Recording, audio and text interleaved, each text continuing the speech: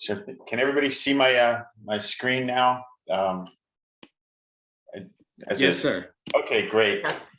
Thank you for the opportunity to be to be a part of this club, and two, to present on some of the work that we're doing at the Wireless Research Center, specifically on broadband. What I'm going to share with you guys is a subset of a presentation it's really been a collaborative effort since last August with Jeremy Collins from the North Carolina governor's office on how do we put equity into a broadband solution. As you guys have realized, my background is engineering. I'm more technical, but thanks to Rotary, I'm also more social and equitable.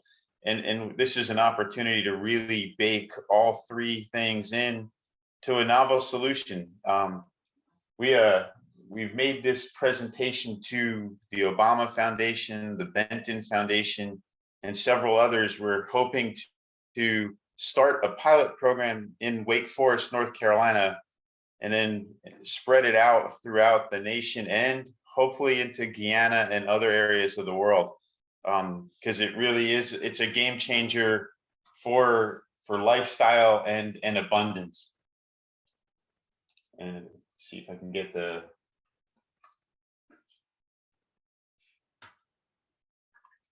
we go. So some of the things, as we all know, inequality is the greatest harm that's facing civilization here in the US and throughout the world. And we're trying to do our part to solve that. And sorry about the technical lag.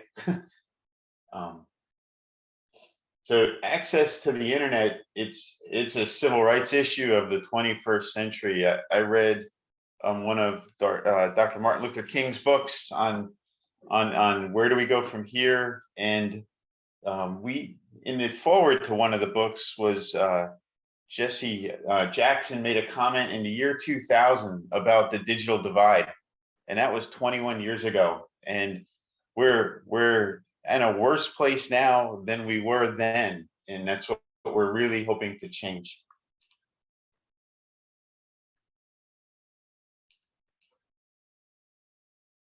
So the way we've done it is we've divided up. You'll hear people talk about broadband and the digital divide, and most people focus on kind of the hardware. Is there fiber optics to everyone? Is there cellular connectivity to everyone? But that's really 1/3 of the challenge. It's a three issues to the problem. One is the hardware, the connectivity.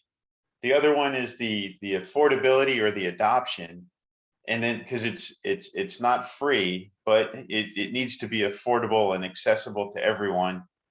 And then it's the abundance piece, is what do you do with that skill? Where do you go from here with that? And that's what our plan addresses.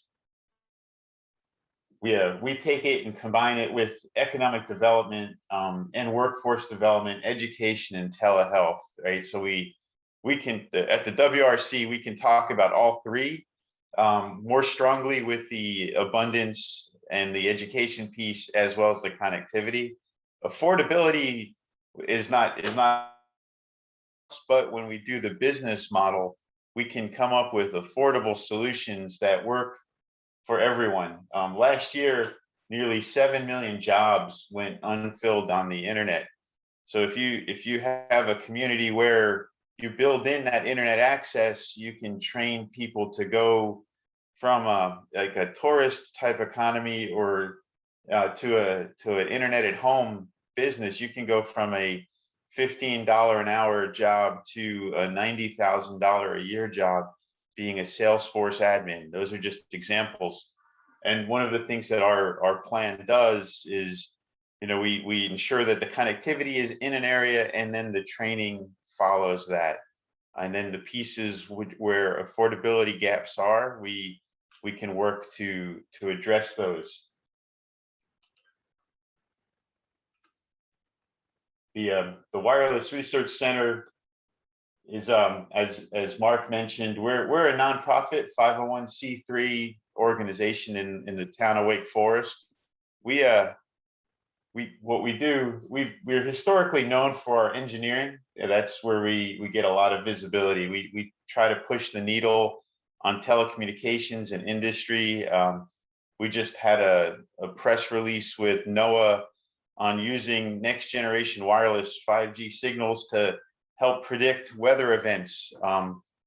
So we can monitor humidity and detections in microclimates. So those are kind of the geeky things we do. The other part we do is help solve problems.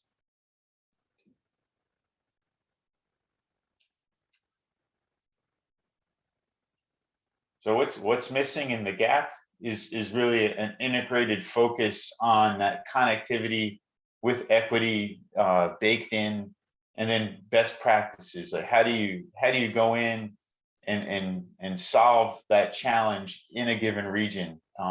It's not a one size fits all. That's one of the frustrating points, is when you hear legislatures talk both sides of the alley. I think we suffer, at least in the US, we suffer from a very limited attention span, and we want a 10-second answer, when the reality is it's a complicated challenge, but we're also a complicated people when we have a lot of diverse expertise. And so that's what we're really gathering those forces to do. And we have the three components. So this is where we embrace the socio-technical approach, is really how do you focus on both the technology that's available and the society needs. Very much like Rotary, it's based on equity and truth. The aspect that hits everyone is economic development. It's jobs, right? That's the best way, in my opinion, to help solve a myriad of challenges. And Dr. King addressed that as well. What's really sad is that was 50 years ago, 50 plus, and I don't know why.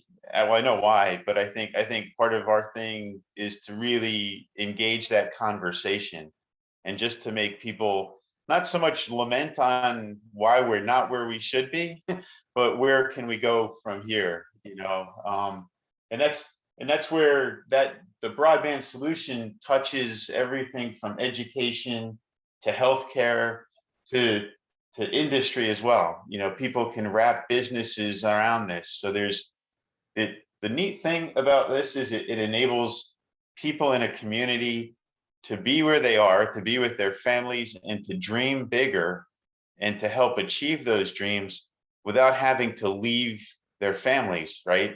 So these are all things that are very intangible, but very needed.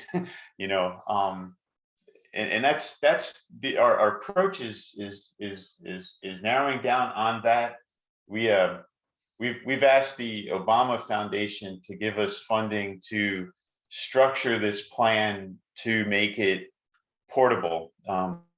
We've been blessed with the Wake Forest community and the Wake County community locally, and with Jeremy Collins in the state to say, yes, we want to do something like that. We want to do this here.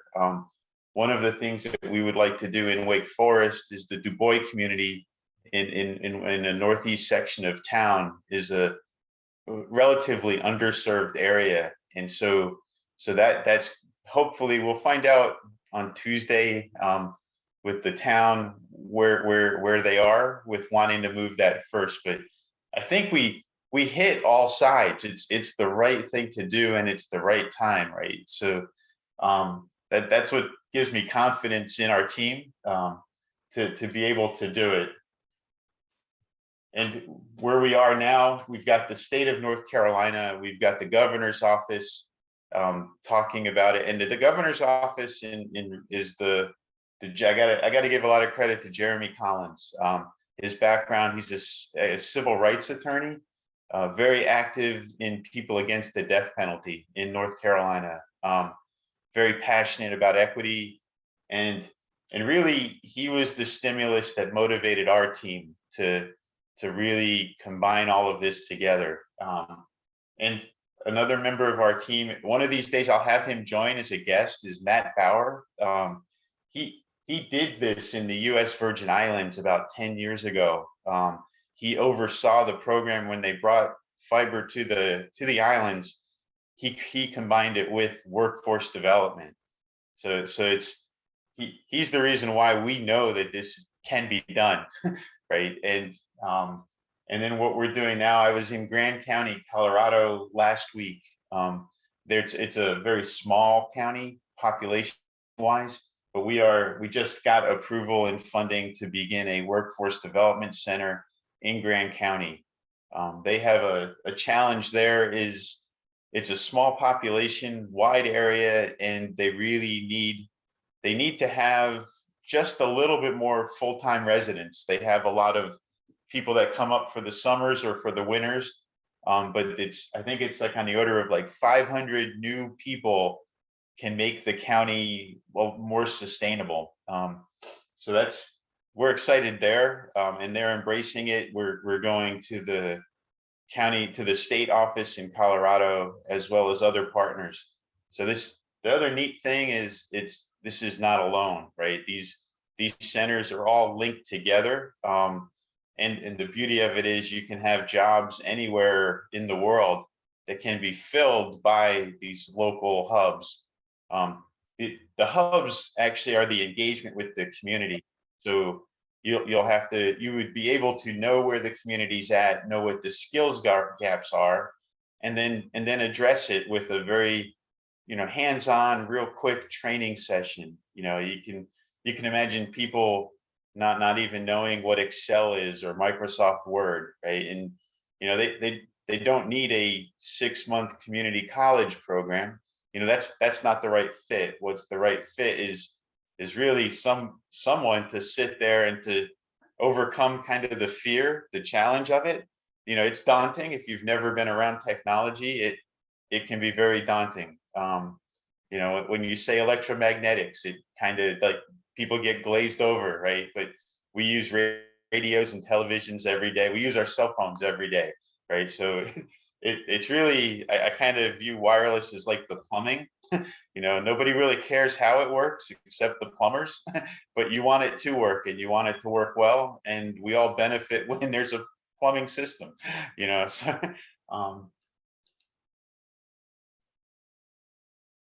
and the people that we have, I've got one more slide, is it's the plan. It's like Amish barn building, and it really, it takes everyone together, the government, the community, business, and industry as well. And it takes everyone looking forward and working together, and that's how it works. It will work well. Fortunately, we've been blessed with getting positive feedback from everyone we've made the presentation to.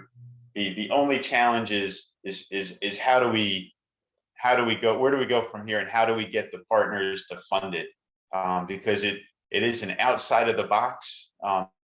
We get people say, well, it's not filling the homework gap, or it's not just healthcare. And the reality is it's all of the above. So I'd like to thank you for your attention and open the floor for any questions.